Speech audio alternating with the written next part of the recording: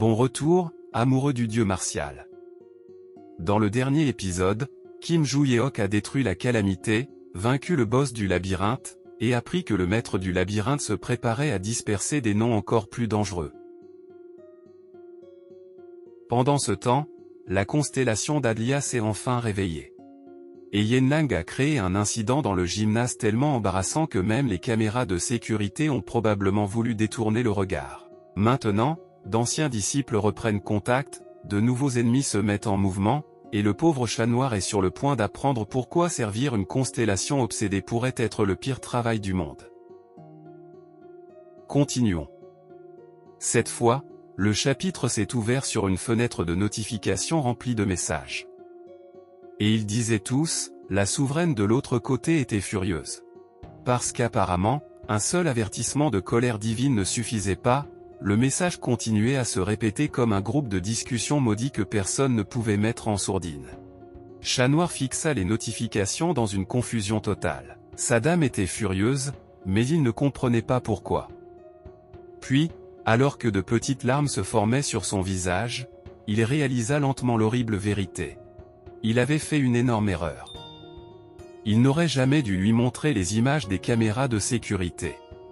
Parce que 10 minutes plus tôt, Chat Noir était encore dans le bureau du président de Valhalla, à travailler tard dans la nuit.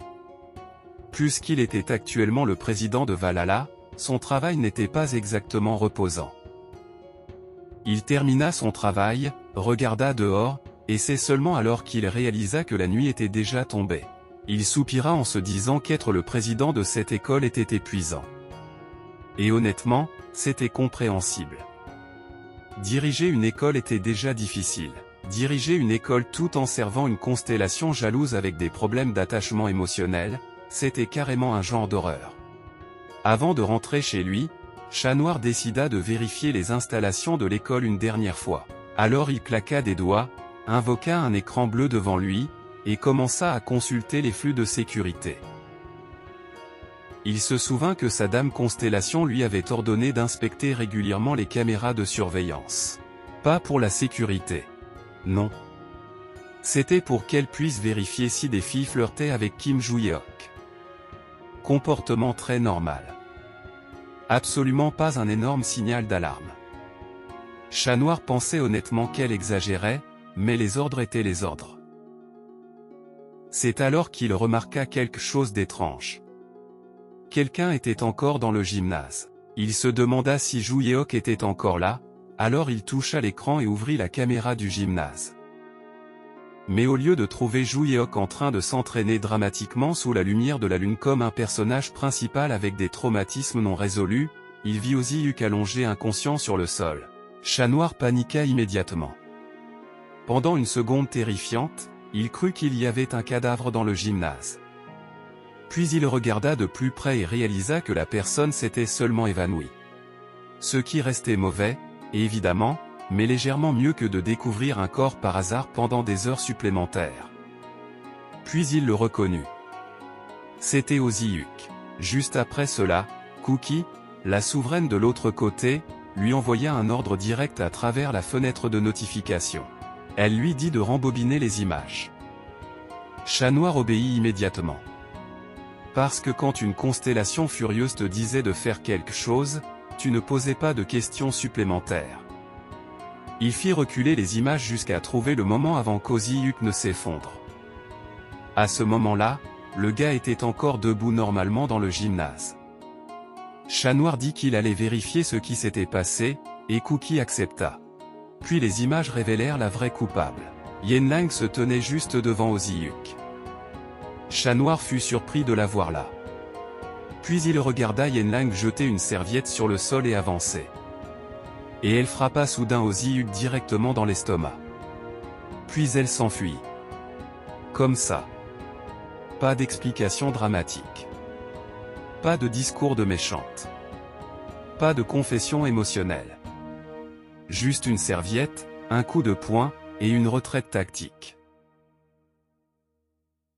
Chat Noir fixa l'écran, complètement perdu. Il n'avait aucune idée de pourquoi elle l'avait soudain attaqué. Pire encore, la caméra de sécurité n'avait pas d'audio, donc il ne pouvait pas entendre ce qui s'était passé avant l'attaque. Puis Cookie envoya un autre message. Elle dit à Chat Noir de rembobiner encore, cette fois jusqu'à la partie de Yenlang. Chat Noir répondit instantanément comme un soldat entraîné face au service client divin. Ses mots exacts furent « Oui, madame ». Alors il rembobina à nouveau les images et regarda plus attentivement. Et c'est là que Cookie comprit tout. Yenlang avait volé la serviette sale sacrée de Zhu Yeok. Une serviette qui sentait son odeur. Et elle avait osé la renifler. Elle l'avait essentiellement traitée comme une relique sacrée d'amour interdit. Chat Noir résuma la situation étrange. Oziuk n'avait pas été battu à cause d'un duel, d'une trahison, ou d'un conflit secret d'arts martiaux. Il avait été battu parce qu'il avait vu Yenlang renifler la serviette de Zhu Yeok. Les images de sécurité de Manhwa capturaient vraiment les preuves de travail les plus folles imaginables. Mais Cookie ne trouva pas ça drôle. La fenêtre de notification se remplit de messages menaçants. Encore et encore, elle spamma le même avertissement furieux, disant qu'elle déchirerait Yenlang en morceaux. Chat Noir s'assit à la table et lut les messages avec une fatigue visible. Une fois de plus, sa constellation était devenue furieuse.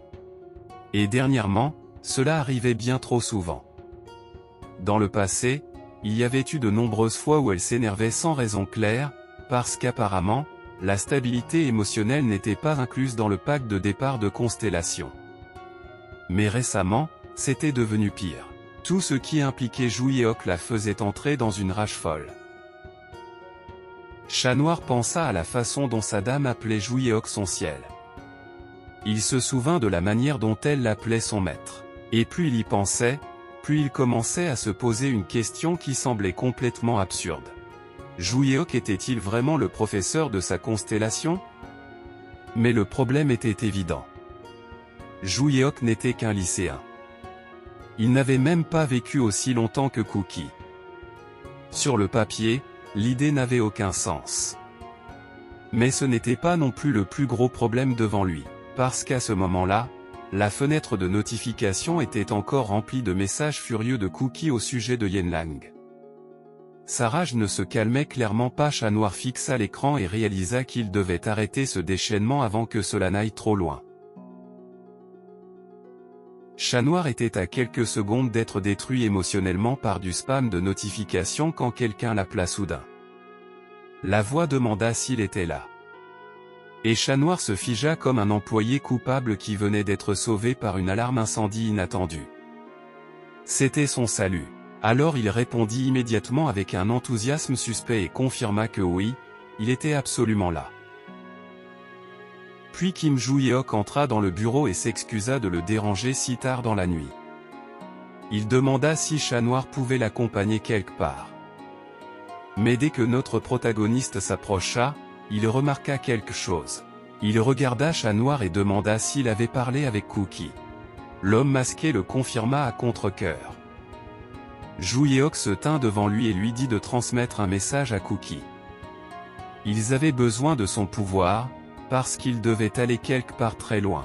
Chat Noir demanda où exactement. Et avec un sourire calme, notre garçon dit qu'il devait aller au Royaume-Uni. Pendant ce temps, sous le ciel nocturne sombre, l'histoire se déplaça vers un domaine qui ressemblait exactement au genre d'endroit où des criminels se réunissaient pour dire des choses comme « Tout se déroule selon le plan ». À l'intérieur, 5 personnes étaient assises autour d'une table. 4 d'entre elles portaient des capes sombres et différents masques blancs. En bout de table était assis le chef, alchimiste John. Le chef de l'entreprise dominante. Il portait une cape blanche et était assis les bras croisés, entouré de nombreuses autres silhouettes masquées debout derrière lui. Il demanda si le plan avait été complété. L'un des hommes encapuchonnés répondit que oui. Il expliqua que Valhalla était protégé par environ 200 cercles magiques de scellement conçus pour empêcher les intrus. En plus de cela, environ 100 de ces cercles protégeaient le dortoir où vivait Zhu Yeok. Donc, en gros, Valhalla avait assez de sécurité magique pour rendre un aéroport jaloux. John sourit largement, posa une main sur son menton, et dit que rien de tout cela n'avait d'importance. Grâce à la compétence de sa dame Constellation, tous ces cercles seraient annulés de toute façon. Un autre subordonné le confirma. Sa dame Constellation, l'alchimiste immuable, était la plus puissante quand il s'agissait de dissiper la magie et les capacités liées à la défense. Donc une fois ce pouvoir utilisé, la protection de Valhalla deviendrait inutile. Puis le subordonné tendit la main et expliqua le plan. Après avoir annulé les cercles magiques, Jon et les 4 membres masqués se dirigeraient droit vers Juyeok. Ensuite, ils lanceraient un sort de perturbation du mana pour dissimuler l'attaque et éliminer le reste de ses camarades de classe. En entendant cela, Jon demanda s'il parlait des élèves qui avaient arrêté la calamité. Le subordonné le confirma. S'ils éliminaient Kim Juyeok et son groupe, leur nom deviendrait célèbre et respecté. Jon sembla satisfait, mais il admit aussi qu'il y avait une chance que les gens se souviennent d'eux comme de lâches qui ne pouvaient que s'en prendre à des écoliers. Mais pour les malfaisants, apparemment, ça ressemblait quand même à un compliment. L'alchimiste sourit alors d'un air mauvais et demanda à ses subordonnés s'ils devaient commencer. Il était temps d'assassiner Kim Juyeok et ses larbins. Mais avant que leur grande présentation PowerPoint maléfique puisse passer à l'action, Jon entendit une voix. La voix dit qu'elle s'en doutait. Les yeux du chef s'écarquillèrent d'horreur et de confusion. Puis les gens autour de lui commencèrent à perdre la tête. L'une après l'autre, chaque silhouette masquée près de lui vit sa tête exploser au même moment. Tout le monde sauf lui. Un instant, il était le chef confiant d'une organisation secrète. L'instant suivant, il était assis seul au milieu d'une pièce remplie de subordonnés sans tête. Une fille apparut portant un masque de crâne, ressemblant à quelqu'un qui voulait paraître mystérieuse et cool pendant l'ère du Covid. Elle dit à Jon qu'elle aurait été prête à laisser couler si rien n'était sorti de son plan dégoûtant. Mais ensuite, elle demanda sarcastiquement s'il prévoyait vraiment d'assassiner Kim Juyeok immédiatement. 4 assassins apparurent devant Jon, et la fille qui avait parlé tenait une faux sur son épaule. L'un d'eux dit calmement qu'ils auraient dû tuer le groupe de Jon depuis le début. Un autre assassin avec un masque de crâne ajouta qu'ils allaient tuer Jon tôt ou tard de toute façon, selon la volonté de leur constellation. Mais finalement, ils pouvaient le faire plus tôt que prévu. Jon resta abasourdi, de la sueur se formant sur son visage. Il demanda qui ils étaient. La fille aux cheveux violets rabattit sa capuche et demanda si c'était un indice suffisant pour qu'ils comprennent. Jon remarqua immédiatement le tatouage sur son cou. C'était un tatouage du caractère chinois signifiant un. Horrifié, il demanda s'il venait des enseignements de l'un. La fille eut l'air un peu surprise et répondit avec un « Oh, joueur ». Puis elle admit essentiellement que Jon n'était pas complètement stupide après tout. L'homme aux cheveux blancs à côté d'elle ajouta que cela simplifiait les choses. Jon essayait encore de comprendre la situation quand l'un des assassins était déjà dans les airs, attaquant d'en haut. Le guerrier abattit son couteau vers Jon et lui dit de mourir. Mais la lame s'écrasa contre une barrière jaune. À cet instant, Jon fut entouré par une puissante aura jaune. Un champ de force invisible se forma autour de lui, arrêtant complètement l'attaque. L'assassin fut surpris. Son coup aurait dû percer facilement une barrière à l'apparence aussi faible. Mais Jon resta calme et dit qu'il ne savait pas pourquoi ils étaient en train de tous les éliminer. Puis une vague d'énergie jaune jaillit de son corps et projeta l'attaquant en arrière. L'assassin planta son couteau dans le sol pour s'empêcher d'être complètement repoussé. Jon continua avec le discours classique de méchant, parce que bien sûr qu'il le fit. Il garda le dos tourné et commença à dire qu'il allait leur montrer. Une aura jaune couvrit tout son corps et circula autour de lui comme Goku version Temu. Puis il prit une posture de combat et termina sa phrase. Il dit qu'il allait leur montrer que le pouvoir d'une constellation de rang S était à un tout autre niveau. Jon toucha l'anneau jaune à son doigt. En un éclair, son visage se tordit de fureur, et l'aura jaune autour de lui devint encore plus puissante. La fille aux cheveux violets l'observa attentivement. La mention d'une constellation de rang S attira clairement son attention. L'assassin aux cheveux blancs protégea son visage et expliqua que la constellation avec laquelle John avait conclu un contrat était l'alchimiste immuable. Le chef fut pris de court en entendant cela. L'attaquant de tout à l'heure, toujours placé derrière lui, demanda pourquoi il avait l'air si surpris. Il connaissait déjà sa constellation. En fait, que John s'en rende compte ou non, il était plutôt célèbre. Puis, juste pour prouver à quel point ils en savaient déjà, l'assassin dit que la relique sacrée que John portait était un artefact de l'ère de la fin. Cela choqua John. Son visage avait toujours l'air en colère, mais ses yeux demandaient essentiellement, comment diable cet homme savait-il cela? Pendant ce temps, l'anneau à son doigt brillait d'une lumière jaune. La fille aux cheveux violets regarda son compagnon encapuchonné et demanda si c'était pour cela que John était si arrogant à propos d'avoir une constellation de rang S. La silhouette encapuchonnée le confirma. Les artefacts de l'ère de la fin étaient connus pour être imprégnés du pouvoir de puissantes constellations. Puis regarda John et expliqua qu'alchimiste John était devenu célèbre parce qu'il avait obtenu sa constellation de rang S en tombant par hasard sur un artefact. À cause de cela, les artefacts de cette ère étaient devenus extrêmement précieux sur le marché. Puis il souligna la partie embarrassante. Malgré tout ce nouveau pouvoir reçu, John ne l'avait utilisé que pour créer une pathétique organisation malfaisante. Le chef devint furieux et serra les dents. Un mana puissant se rassembla autour de ses doigts tandis qu'il disait qu'il ne voulait plus entendre leurs absurdités. Puis il lança un coup de poing enveloppé d'une aura jaune et cria qu'il en avait fini d'écouter des insectes pathétiques comme eux. Soudain, des sceaux magiques jaunes apparurent au-dessus de la fille et de l'homme encapuchonné. Des chaînes dorées jaillirent des sceaux. Les trois assassins sautèrent en arrière pour éviter l'impact, et les chaînes s'écrasèrent sur le sol, le brisant. La fille demanda calmement si c'était des cercles magiques. Apparemment, elle ne savait pas que l'alchimiste pouvait aussi utiliser ça. Mais John ne prit pas la peine de répondre.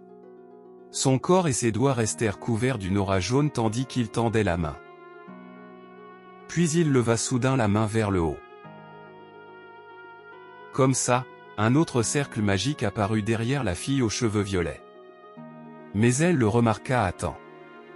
Elle se baissa sous l'attaque et se moqua de lui, disant qu'il l'avait surprise. Puis elle demanda combien de cercles magiques John avait lancés à l'intérieur du domaine. Et parce qu'elle ne pouvait pas s'en empêcher, elle ajouta une insulte à la fin. Même au milieu d'un assassinat, elle trouvait encore du temps pour l'attitude. Priorité.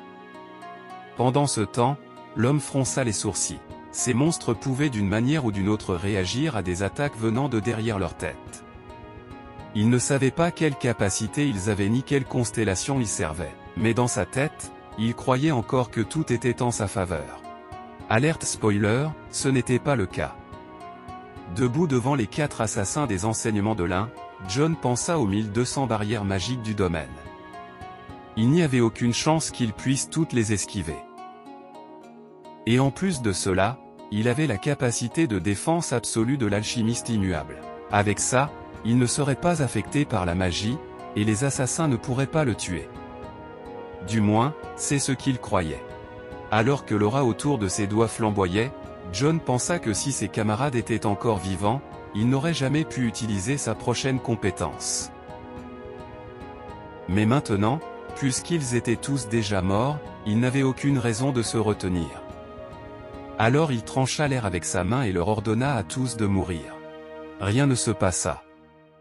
Les guerriers restèrent immobiles devant lui. La fille aux cheveux violets se grattait même l'oreille comme si John avait complètement perdu la tête et combattait des ennemis invisibles dans son imagination. Puis elle leva la main et demanda s'il voulait vraiment les tuer. Allait-il utiliser un autre cercle magique ou quelque chose comme ça? Si oui, pourquoi rien ne se passait? Elle était clairement en train de jouer avec lui maintenant. John était choqué. Intérieurement, il se demanda ce qui se passait. Il avait définitivement activé les cercles magiques. Puis l'assassin aux cheveux blancs le regarda et dit qu'il avait remarqué les cercles cachés depuis le tout début. Il expliqua qu'il y avait plus de 1000 cercles avec des sorts simples conçus pour lancer des chaînes. Puis il dit qu'il avait bloqué chacun d'entre eux. John resta stupéfait. Il demanda si l'assassin plaisantait. Si les cercles avaient été neutralisés, il l'aurait senti. Mais l'assassin répondit qu'il n'avait rien annulé. Il les avait simplement bloqués. Voilà pourquoi John ne l'avait pas remarqué. La fille aux cheveux violets alla droit au but. Une énergie l'entoura tandis qu'elle expliquait que bloquer ces cercles était la capacité de son compagnon. Puis elle balança sa faux et envoya une onde de choc vers John. John sauta en arrière et pensa que sa défense absolue devrait pouvoir gérer ce genre d'attaque. Mais des coupures apparurent sur ses mains. Du sang jaillit tandis qu'il fixait ses mains sous le choc. La fille tenait sa faux devant elle et fit clairement comprendre que même cette attaque n'avait pas suffi. L'homme encapuchonné le confirma aussi. John était abasourdi. Il regarda ses mains et réalisa la terrible vérité. Sa défense absolue ne fonctionnait pas. Puis il vit le katana de l'homme encapuchonné foncer droit vers son visage. John réussit à esquiver, mais la lame lui entailla quand même la joue. L'homme encapuchonné avait déjà réduit la distance en un éclair. John tourna rapidement son corps et prépara un coup de poing. Avec ça, il réussit à repousser l'homme encapuchonné en arrière.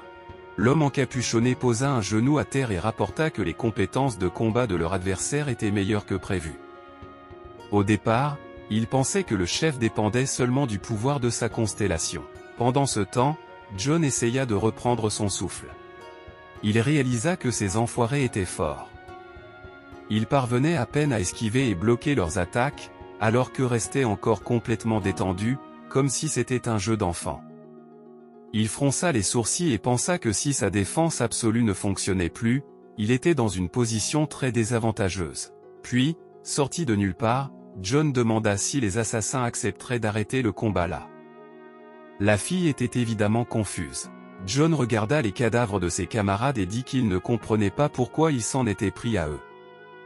Mais ils avaient déjà anéanti presque tout le monde. Tous les membres de l'entreprise dominante étaient morts sauf lui. Il écarta les bras et demanda s'il le visait seulement parce qu'il était un malfaisant. Si c'était le cas, il cesserait d'en être un sur le champ, en échange de sa liberté. Quelle négociation! Très crédible. Un homme entouré de subordonnés décapités, pris en train de planifier l'assassinat d'étudiants, qui décidait soudain d'arrêter la méchanceté comme s'il annulait un abonnement à la salle de sport. L'assassin au masque de crâne le regarda calmement et dissipa le malentendu. Il se fichait qu'il soit malfaisant ou non. Il s'occupait de lui parce qu'il s'était attaqué à quelqu'un qu'il n'aurait jamais dû toucher. John serra les dents de colère.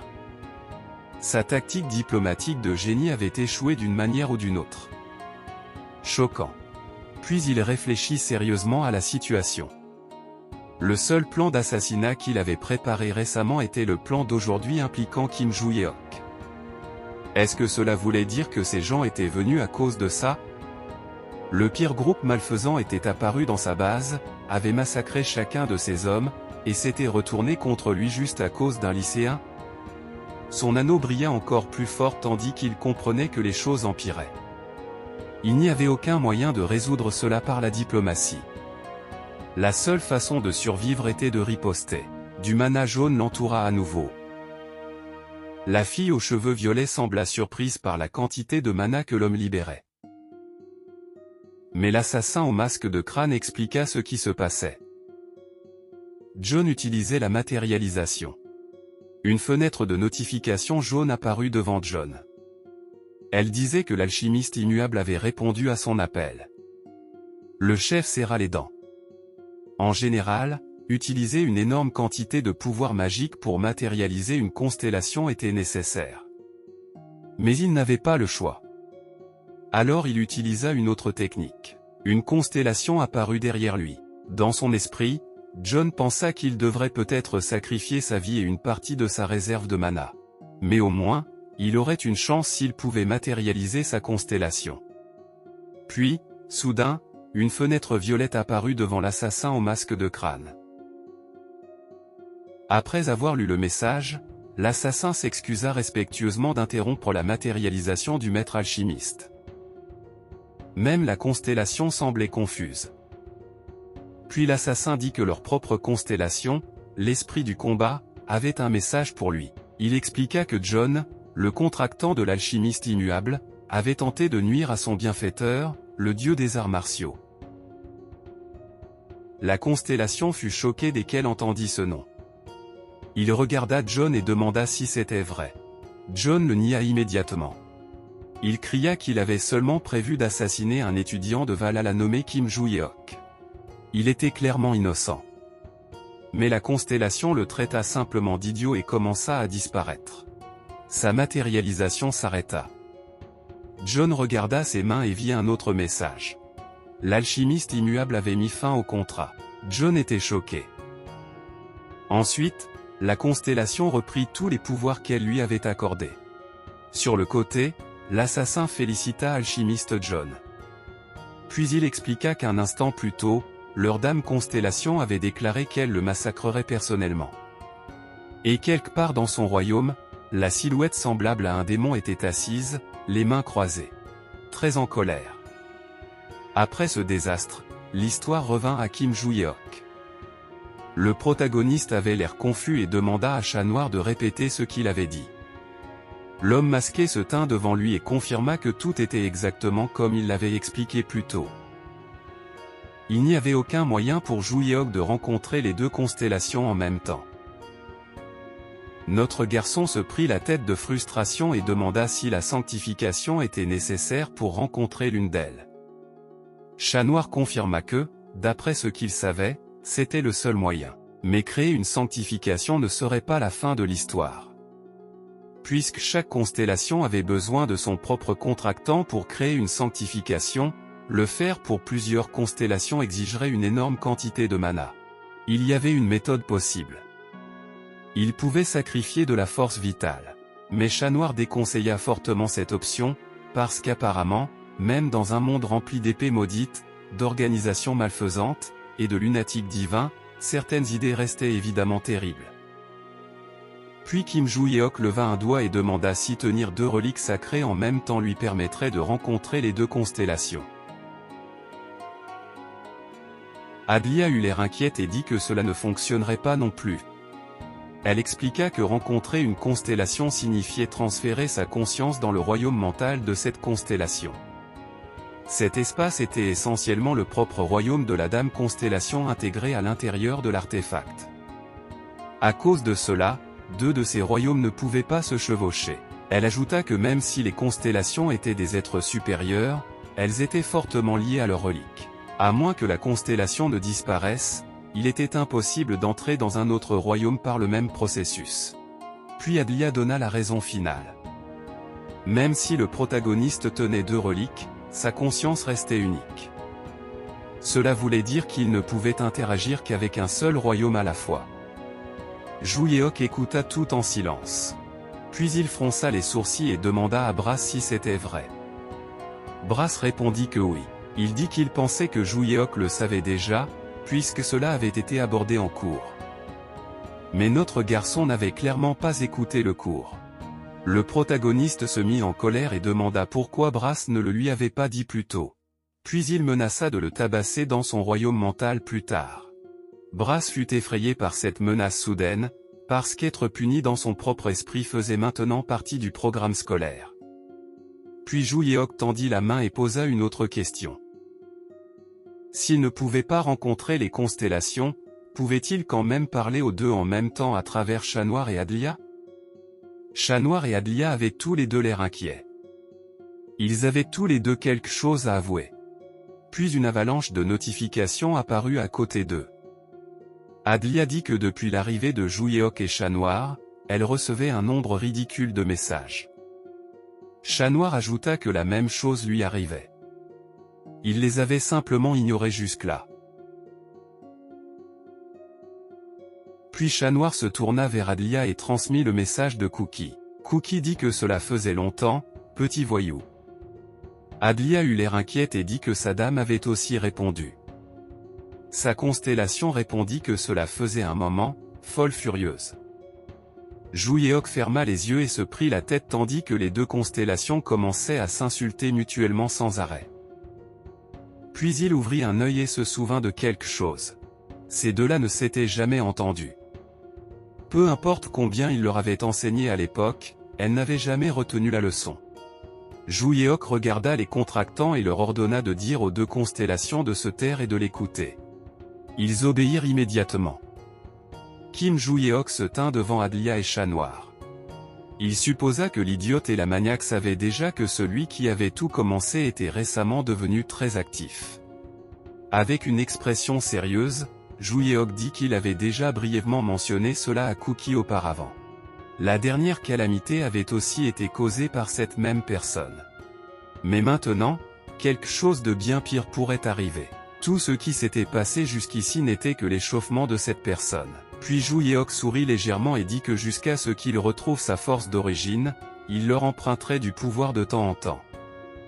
Il demanda si cela leur convenait. Adlia sourit et répondit que sa constellation était d'accord avec son maître. Chat Noir tendit la main et dit que sa propre constellation lui obéissait aussi toujours. Elle était prête à aider pour tout ce dont il avait besoin. Jouyeok ferma les yeux et dit que c'était merveilleux. Puis il sourit légèrement et pensa qu'il ne restait que 3 de ses disciples. Il devait les trouver avant que le maître du labyrinthe ne cause plus d'ennui. Il pointa Chat Noir du doigt et lui ordonna de créer un passage reliant l'académie à cet endroit. Jouyeok dit qu'il viendrait souvent là-bas. Chat Noir accepta l'ordre immédiatement. Puis Jouyeok pointa la porte du doigt et demanda si le passage qu'ils avaient utilisé auparavant était toujours là. Chat Noir répondit qu'il était toujours relié à l'entrée. Notre garçon avait l'air satisfait et dit qu'il retournerait d'abord à Valhalla. Il dit à Adlia et Chat Noir qu'ils pouvaient rester derrière et apprendre à bien se connaître. Comme ils étaient tous les deux les contractants de ses élèves, ils allaient beaucoup se voir. Tous deux avaient l'air hésitants, parce que l'interaction sociale forcée était apparemment plus terrifiante que combattre des dieux. Pourtant, Chat Noir dit qu'il comprenait. Ils restèrent dans un silence gênant. Puis Adlia le regarda et dit qu'elle était curieuse. Elle demanda s'il était Chat Noir, le propriétaire du marché. Il répondit que oui. Il ajouta qu'à cause de certaines circonstances, il était aussi le président de Valhalla. Adlia dit qu'elle l'avait entendu de la secrétaire, mais elle demanda quand même pourquoi il était allé là-bas. Chat Noir dit calmement que c'était pour la même raison que le vice-président du clan Ventrique servait Jouyeok. Le matin était déjà arrivé au Royaume-Uni. Adlia dit qu'elle pouvait comprendre cela. Chat Noir la remercia. Plus tard, l'histoire se déplaça ailleurs. Cette fois, il faisait nuit à l'extérieur d'un immeuble abandonné. Les 4 assassins étaient assis autour d'une table, avec un cristal violet déjà placé au milieu. Soudain, le cristal commença à briller. Une voix en sortit et dit que la plupart des ennemis avaient été éliminés. L'assassin au masque le confirma à leur dame Constellation. L'entreprise dominante avait été complètement anéantie. Puis la Constellation leur dit d'écouter un nouvel ordre. Les assassins malfaisants écoutèrent sérieusement. Cette fois, leur ordre était de devenir des protecteurs. Ils devaient protéger Jouyeok quoi qu'il arrive. L'homme aux cheveux blancs posa son menton sur sa main et demanda si cela signifiait qu'il devait rester près de Jouyeok tout le temps. Il suggéra qu'il devrait d'abord se présenter. Après tout, la cible n'était pas idiote. Si des inconnus continuaient à rôder autour de lui comme des figurants non payés, il le remarquerait forcément et deviendrait méfiant. Le cristal brilla à nouveau tandis qu'ils étaient lentement mais sûrement détruits à chaque seconde qui passait. La constellation dit que ce n'était pas nécessaire. Il devait seulement le surveiller quand il sentait qu'il avait besoin d'aide. La fille aux cheveux violets tendit la main et demanda si cela signifiait qu'il devait se cacher tout en restant près de lui tout le temps. La constellation marqua une pause pendant un instant et donna l'ordre important. Il devait se révéler dès que Jouyeok dirait un certain mot. L'homme encapuchonné demanda quel était ce mot. Et la constellation dit qu'il devait attendre que Jouyeok dise un gros mot. Qui fut censuré, parce qu'apparemment, ce manhwa n'était pas fait pour les adultes. Même si quelqu'un perd la vie dans chaque épisode. Étrange comme ça fonctionne. Bref, l'assassin au masque fut surpris et demanda si c'était vraiment le mot top secret. La constellation sourit. Puis elle murmura joyeusement que oui. Le lendemain, l'histoire se déplaça au gymnase de Valhalla. À l'intérieur, Jouyeok tenait une serviette dans sa main quand il remarqua Ozzyuk. Il demanda ce qui était arrivé à son visage. Des morceaux de coton sortaient du nez d'Ozzyuk, et son visage était couvert de pansements. Malgré tout, le gars lui dit de ne pas s'inquiéter pour ça. Puis il se désigna lui-même et demanda à Jouyeok de le laisser devenir son élève. Jouyeok fut pris de court. Mais il dit immédiatement non. Simple. Ozzyuk fut déconcerté par ce refus instantané. Et Jouyeok, comme s'il voulait le blesser 2 fois, précisa que la réponse était non. Alors le garçon blond baissa la tête et dit que les rumeurs étaient donc vraies après tout. Notre garçon n'avait aucune idée des rumeurs dont il parlait, alors il demanda. Puis Ozzyuk révéla que les gens disaient que Jouyeok n'acceptait que des filles comme disciples parce qu'il était en train de créer un harem. Jouyeok fut complètement choqué. Il devint instantanément furieux et demanda quel genre d'idiot répandait ce genre d'absurdité. Il pointa les filles derrière lui et clarifia le malentendu. Aren et Usoyin étaient venus le voir les premières et lui avaient demandé d'apprendre auprès de lui. Puis il jeta un regard à Yenlang, qui ne voulait clairement pas faire partie de cette conversation après ce qui s'était passé dans l'épisode précédent. Mais il admit qu'elle était la seule à qui il avait personnellement proposé d'enseigner. Jouyeok s'approcha d'Ozzyuk et lui dit avec colère d'arrêter ses saletés sur un harem avant qu'il ne l'arrête lui-même. Le gars musclé prit peur et essaya de se défendre, disant qu'il l'avait seulement entendu de quelqu'un d'autre. Jouyeok demanda alors s'il pensait qu'il y avait encore de la place pour lui alors que 3 personnes étaient déjà assises sur son cou. Ozzyuk accepta silencieusement cette logique. Mais intérieurement, notre garçon eut l'impression de manquer une occasion. Il avait refusé Ozzyuk pour une seule raison. Il avait été extrêmement occupé par son propre entraînement ces derniers temps. Pourtant, avoir quelqu'un d'assez capable de combattre des monstres de leur côté et le rendre plus fort aiderait certainement. Puis Jouyeok eut soudain une idée dangereuse. Il appela Yenlang. Vraiment la pire personne possible. Le visage de Yenlang était déjà rouge à cause de sa gêne précédente, surtout parce qu'Ozzyuk était celui qui avait tout vu. Malheureusement pour elle, Jouyeok sourit avec satisfaction et dit que Yenlang enseignerait au garçon blond. Yenlang, bien sûr, demanda pourquoi cela devait être elle. Jouyeok se tint entre eux et dit qu'ils combattaient tous les deux physiquement et comptaient surtout sur la force brute. Cela signifiait qu'ils auraient une bonne synergie, et que s'entraîner ensemble serait utile. Puis notre garçon les laissa là et dit qu'ils pouvaient parler pour l'instant et apprendre à mieux se connaître pendant qu'ils s'entraînaient. Yenlang ne put que rester silencieuse, tandis qu'Ozzyuk répondit avec un ok hésitant. Puis le garçon blond resta simplement là, à fixer la fille, de la sueur coulant déjà sur son visage. Yenlang rougit, le regarda, et demanda s'il voulait dire quelque chose. Ozzyuk se souvint de la façon dont Yenlang l'avait battu. Il dit qu'elle était même revenue et lui avait marché sur le visage alors qu'il était inconscient. Il supposa que c'était parce qu'elle avait été gênée par quelque chose. Puis il regarda Yenlang et demanda si c'était parce qu'il l'avait vu essuyer la sueur de son visage. Si c'était la raison, il dit qu'il ferait attention à partir de maintenant. Pendant ce temps, la fille tigre resta complètement sans voix. Yenlang couvrit son visage rougissant et réalisa qu'Ozzyuk n'avait pas vu ce qu'elle faisait réellement.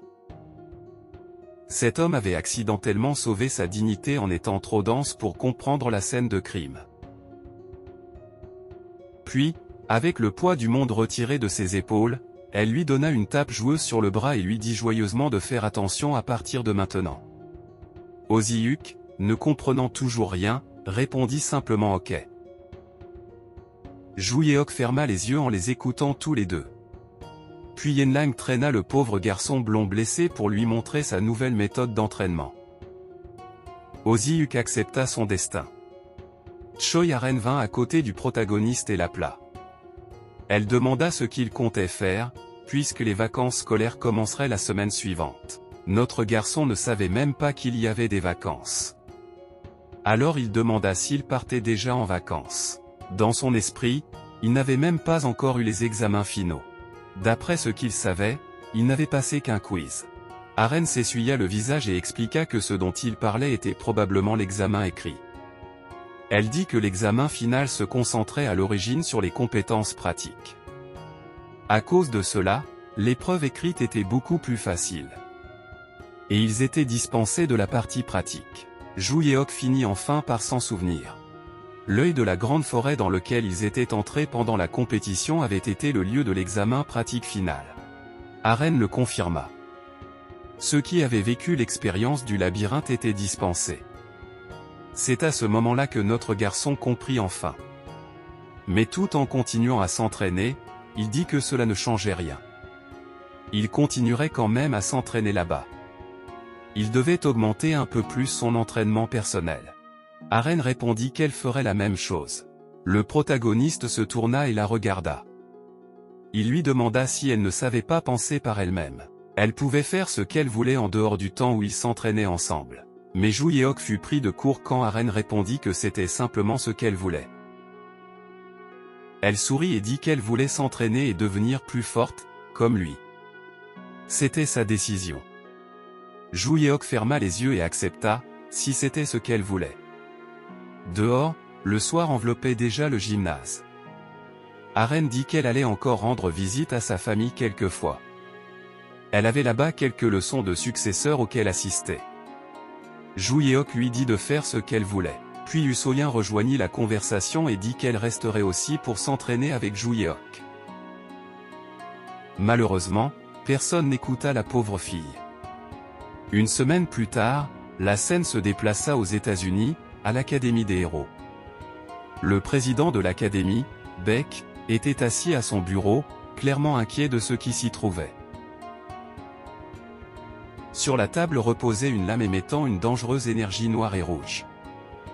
Beck baissa le regard vers l'épée et se souvint de ce qui s'était passé plus tôt. Quelques jours auparavant, le président était entré dans son bureau. Il fut surpris de trouver quelqu'un qui l'attendait. Il ne s'attendait clairement à aucun visiteur ce jour-là. Mais il reconnut immédiatement le visiteur et demanda si c'était Logan. Logan, le destructeur unique, se retourna et dit qu'il l'attendait.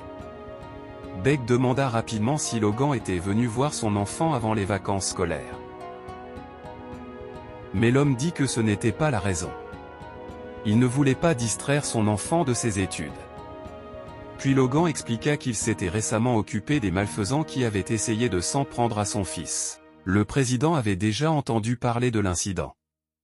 Logan avait anéanti le groupe malfaisant appelé le Croyant Unique.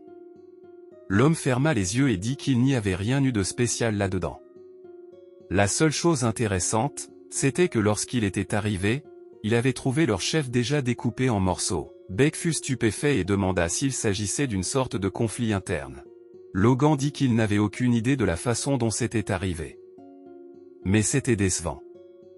Beck demanda s'il était déçu parce qu'il n'avait pas pu tuer le chef de ses propres mains. Logan ouvrit les yeux avec un regard sérieux et dit que cela en faisait partie. Mais ce qu'il voulait surtout, c'était trouver des informations sur Mort Sanglante. Beck pensa immédiatement à Mort Sanglante. Il savait déjà que c'était le groupe malfaisant qui avait assassiné le père de Logan. Puis il regarda l'épée dans la main de l'homme et demanda ce que c'était. Logan examina la lame et dit qu'elle avait attiré son attention lorsqu'il avait attaqué la cachette du Croyant Unique, alors il avait décidé de l'emporter avec lui. Elle s'appelait l'épée de la folie. Beck fut stupéfait. Il demanda si c'était la même épée qui avait forcé son propriétaire à massacrer toute sa guilde. Il avait entendu dire que l'épée avait disparu après cet incident. Logan ne savait pas pourquoi non plus, mais d'une manière ou d'une autre, le groupe malfaisant l'avait. Puis il baissa les yeux vers la lame et dit qu'il avait l'impression que l'épée avait récemment essayé de lui parler. Beck recula d'un pas et demanda à Logan s'il était sûr de ne pas être possédé. L'homme répondit avec une logique parfaite. S'il avait été possédé, ni Beck ni l'Académie n'existeraient encore. Argument valable. Terrifiant, mais valable. Logan tint l'épée devant lui et dit qu'il pensait toujours clairement. Il était simplement agacé parce que la lame continuait à entrer dans son esprit. C'était pour cela qu'il était venu. Il voulait placer l'épée dans le coffre des artefacts divins de l'Académie. Le président accepta, mais il avait encore une question. Il demanda sérieusement ce que l'épée lui avait dit. Logan tint le katana et hésita une seconde. Puis il murmura les mots. « Trouve mon maître ». De retour dans le présent, le président regarda l'épée de la folie et continua à réfléchir. Il avait essayé de la mettre dans le dépôt, mais les constellations à l'intérieur des autres reliques avaient réagi violemment à elle. C'est pourquoi la lame se trouvait maintenant sur sa table. Beck se demanda ce que cela voulait même dire pour l'épée de trouver son maître. Est-ce que cela signifiait que la constellation à l'intérieur de la lame avait aussi son propre maître? Puis quelque chose l'interrompit.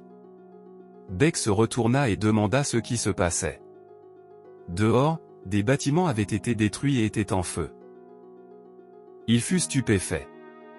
Il n'arrivait pas à croire que la salle de classe et la cour avaient été pulvérisées.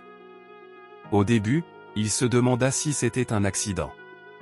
Puis il se souvint que c'était la période des vacances, donc il ne devait pas y avoir d'élèves là-bas. Puis un démon avec un sourire narquois sur le visage traversa le bâtiment et atterrit derrière lui. Le démon était enveloppé d'un mana rouge éclatant. Il souriait d'un air menaçant, comme s'il venait de voir son déjeuner debout devant lui. Beck finit par se retourner et fut horrifié par ce spectacle. Le démon resta simplement là, souriant au président de l'Académie des héros.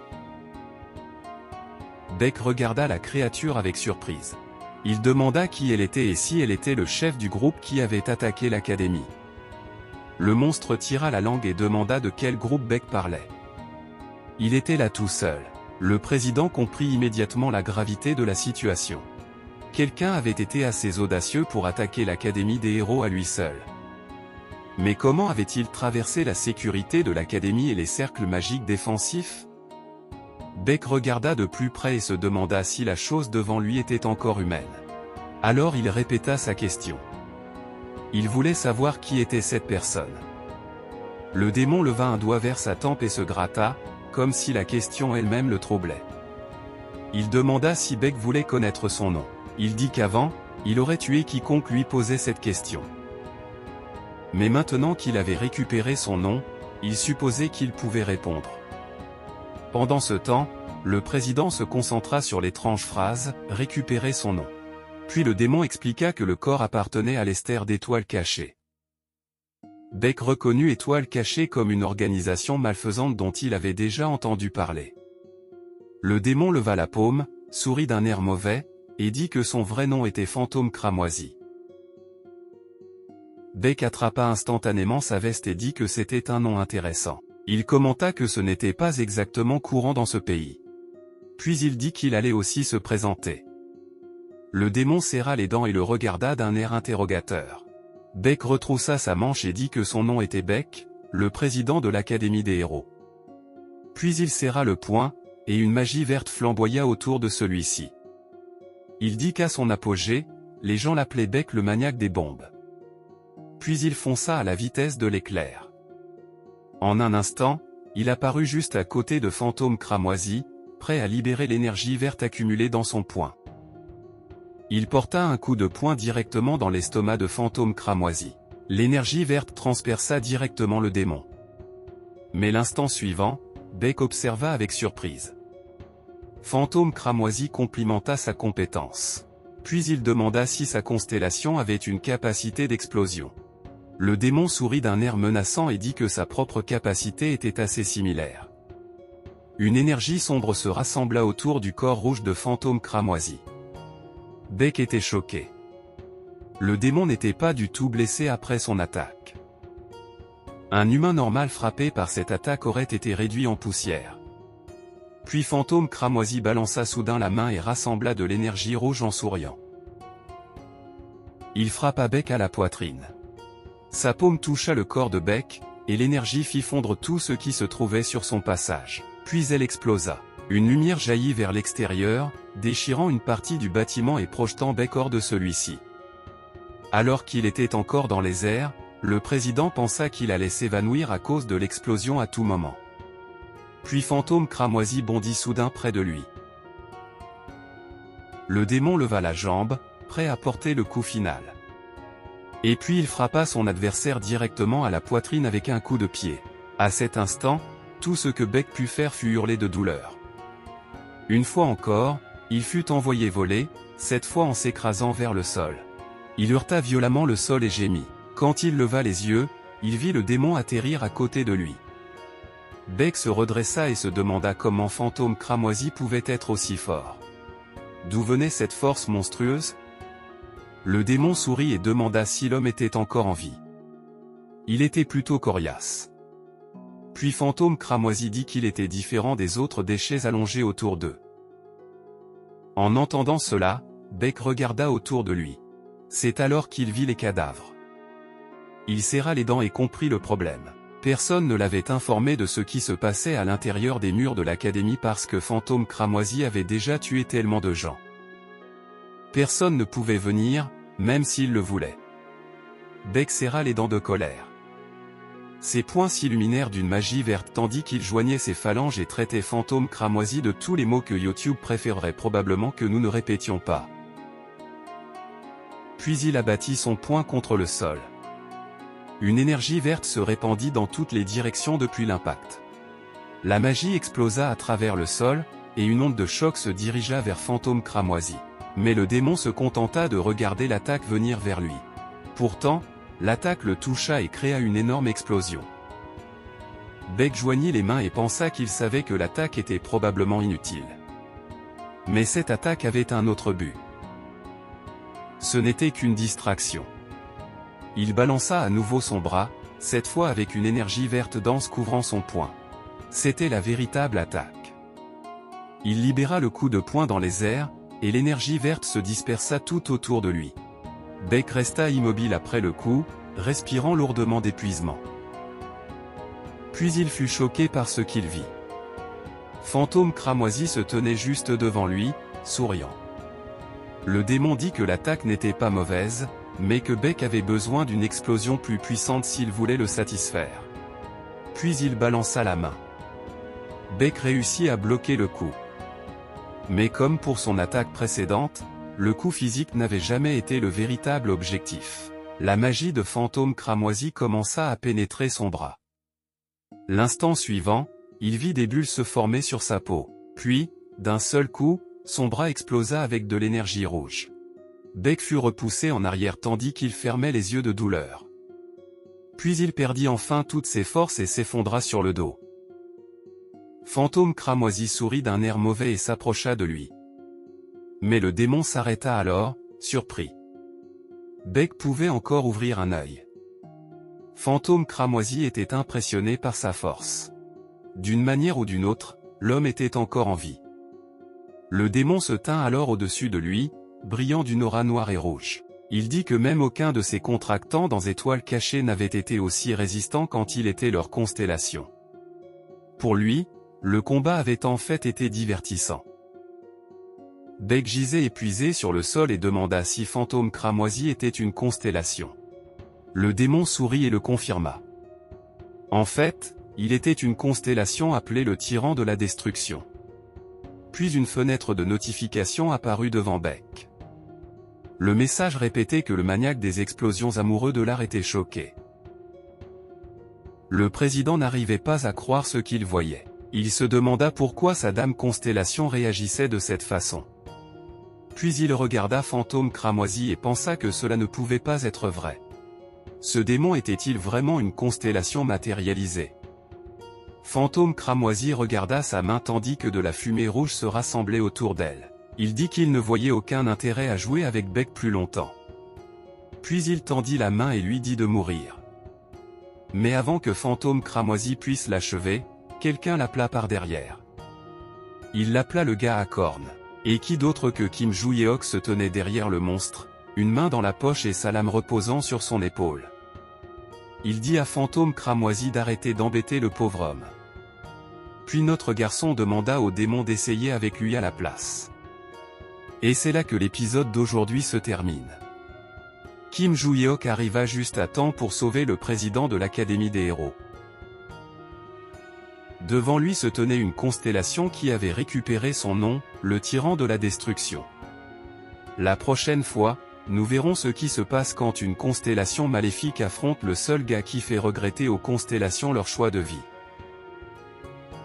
Si vous avez aimé l'épisode et que vous voulez la suite, lâchez un like, abonnez-vous, et dites-le nous dans les commentaires.